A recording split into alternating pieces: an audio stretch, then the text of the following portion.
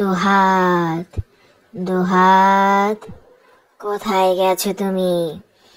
আমি লালটু ভূত এসে গেছি দুহাত। তুমি অনেক দুষ্ট হয়ে গেছো দুহাত, তাই না? বাবা মার কথা শুনছো না তুমি, ঠিক মতো খাচ্ছ না দুহাত। তুমি কেন এত দুষ্টামি করো? কেন শুধু কার্টুন দেখো? কেন খেতে চাও না? কেন পড়াশোনা করতে চাও না? তোমার কি সমস্যা হয়েছে দুহাত, আমাকে বলো তো। তুমি জানো না লালটু ভূত দুষ্টু বাবুদেরকে কি করে? দুষ্টু বাবুদেরকে লালটু ভূতের আস্তানায় ধরে নিয়ে রেখে দেয়। এরপর ক্ষুধা লাগলে মচমচ করে চিবিয়ে খায়। তুমি যদি বেশি বেশি পড়াশোনা করো, অনেক কিছু জানতে পারবে, অনেক জ্ঞান হবে তোমার। দুহাত, বুঝতে পেরেছো? তোমার বাবা মা তোমাকে অনেক ভালোবাসে দুহাত, তাই তারা সব সময় চায় তুমি অনেক ভালো থাকো দুহাত, বুঝেছো?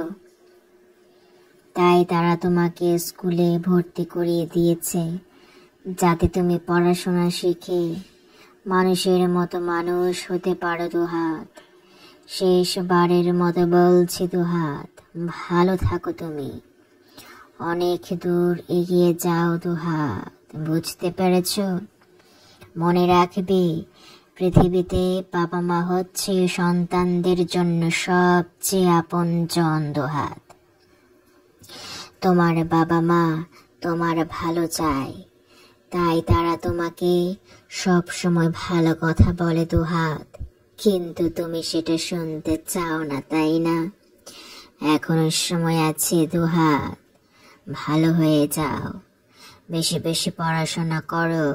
তোমার বন্ধুরা বান্ধবীরা অনেক পড়াশোনা করছে, ঠিক মতো খাচ্ছে, তারা মোবাইল ধরে না, কার্টুন দেখে না, বাবা মাকে জ্বালাতন করে না, বুঝেছো দুহাত? তোমাকে যদি আরেকদিন আমি দেখি তুমি মোবাইল ধরেছ, তাহলে তোমার চোখগুলো আমি টুপ করে নিয়ে নেব আমার কাছে, তোমার হাতগুলো নিয়ে নেব, তোমার পাগুলো নিয়ে নেব দুহাত। আমি তোমার বাসার কাছে এসে বসে থাকব, যখন তুমি ঘুমাবে টুপ করে তোমাকে ধরে নিয়ে চলে আসবো আমার কাছে দুহাত।